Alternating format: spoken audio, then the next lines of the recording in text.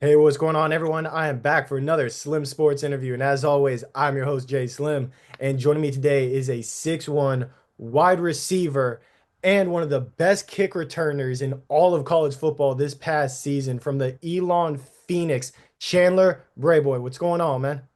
What's going on, man? How you doing? Beyond excited to have somebody of your caliber on. I mean, it seems like whatever position you were at, you were an all conference caliber at it.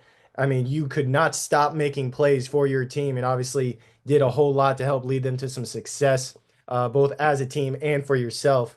And I want viewers, fans that are watching this to get to know you a little bit better, get to know your accolades that you've gotten over just the past year alone in a little segment that I like to call Rewind and Recap. Going to just rewind the clock all the way back to right after the season when you got named first team All CAA as both a wide receiver and a kick returner. Ended up being special teams player of the year in that conference as well. Was an All American this past season as an all purpose kind of guy, as that kick returner. And Phil Steele came out, real credible guy. Special teams player of the year nationally, not just in the conference, but on a national scale, he named you. So obviously, you're this really diverse caliber player where you're able to do a multitude of things to help your team win. How would you say you've been able to grow that part of your game to be so effective both on offense and in special teams? It's just a love for the game. I'm down to do whatever it takes to win. I like getting down and dirty. A lot of guys think, you only win big games or ball games, offense and defense, but it takes all three phases of the game. And so, like, defense is a big part. It's where the most, in my opinion, some of the biggest game-changing plays happen. So I love that part of it. And then the coaching staff at Elon and our special teams coordinator, Coach Austin, was great. He put that fire in everybody that stepped on his side, which was the we fence, is what we call it. It's not offense or defense. It's where your offense and defense gets to come together for one play in a game. So it's a special moment for me. I like it and I love it. And I just like to win. I'm a competitor, and so like it's a lot of one-on-one matches and special teams, and so I love that. There you go, man. And obviously, this Elon system, how they had it set up, really utilized you to the best of your ability to where you could put up some incredible numbers. As a receiver, 979 receiving yards, eight receiving touchdowns. Of as a kick returner, 565 kick return yards, two return touchdowns, both of which were in the same game, actually. Uh, Going against U Albany, so they could not stop you on special teams, obviously. No offense to them. But how would you say this Elon system was set up perfectly to utilize your skill set to the best of your ability? Just the coaching staff, starting from the top, just knowing your personnel and know what kind of player I was. I give all the credit to those guys. I wouldn't be the player I was without Elon. I was there my collegiate career. And so, like Cal Perkins, been that guy stepping in, was a big role model for me. My wide receiver coach, like he really showed me things and gave me some confidence. And then that whole coaching staff just trusting in the process. I think any player that gives a coach, where they can trust you, that's a huge thing. I'm a big believer in trust, and so they trusted me, and then it's wrapped from there. Yeah, and you were an all-conference caliber guy at both that wide receiver position and kick returner, obviously being an all-American as an all-purpose kind of guy. What are some of the skills and intangibles that you've noticed as at both positions that kind of relate to each other that help you be effective at both of those positions? Speed, no doubt. Speed's my thing. I love blowing by guys, running around guys. That's my thing. If you can keep up, keep up. You can't get left behind. It's kind of how I roll. And just, being a lover of the game and a competitor also translates. Like, your big time guys always rely on their offensive, defensive stats. Not much in the defense or the special teams aspect of the game, but like I said, like it all goes together. And but like just the speed, the competitive nature within us football guys, it just all correlates together.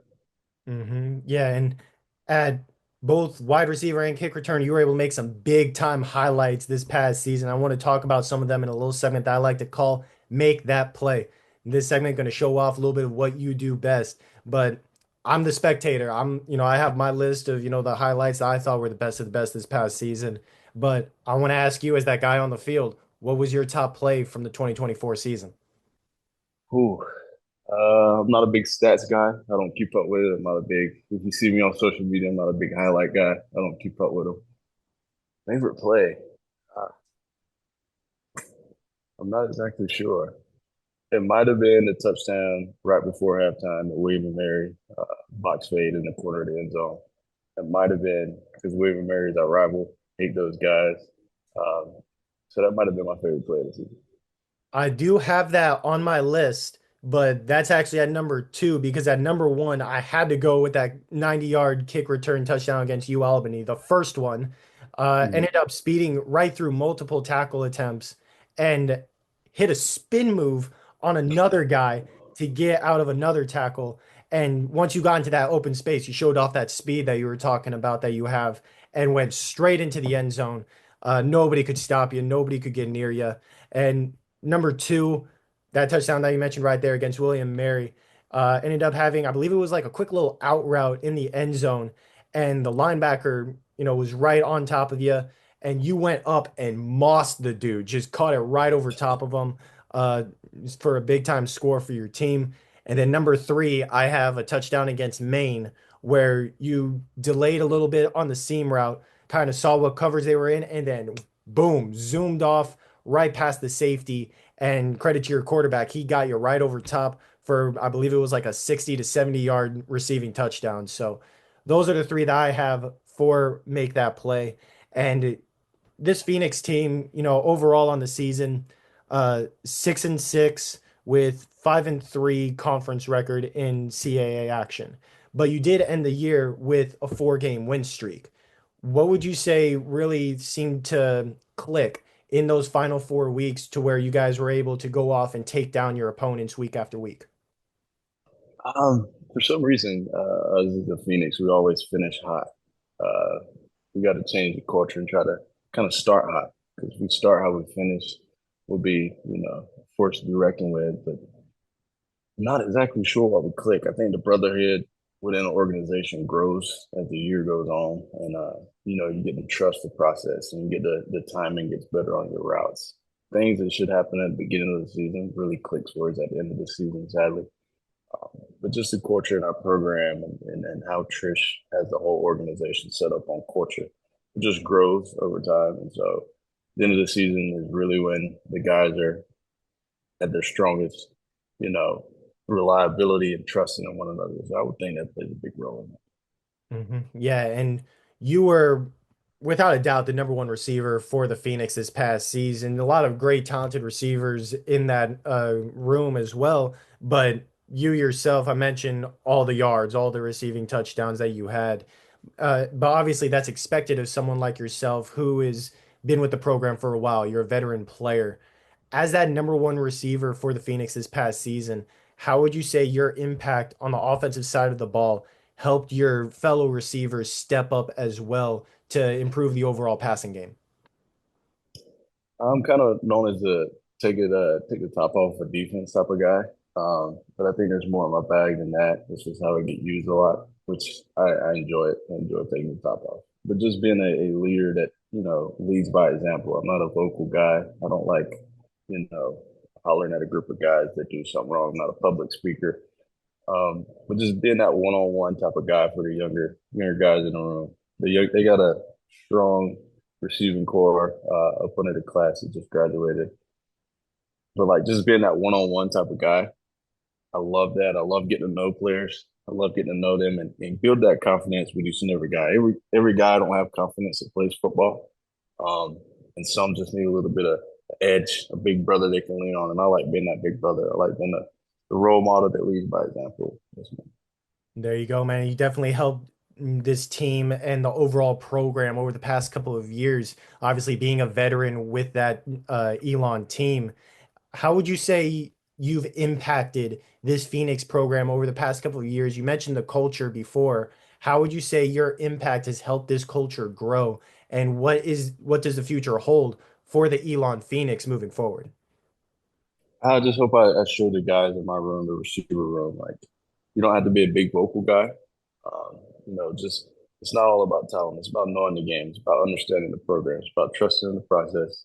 And so, like trusting in that process is something that helped me a lot throughout my years at Elon and trusting Drew Fulmer, Coach Trish, and Cal Perkins for sure. Just trusting the process.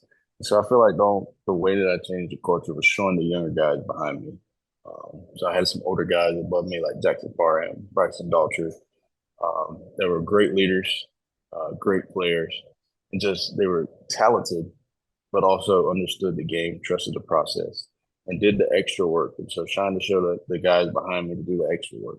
Everybody don't have to see the extra work, but put in the extra work behind the scenes. And that's kind of how I went about it.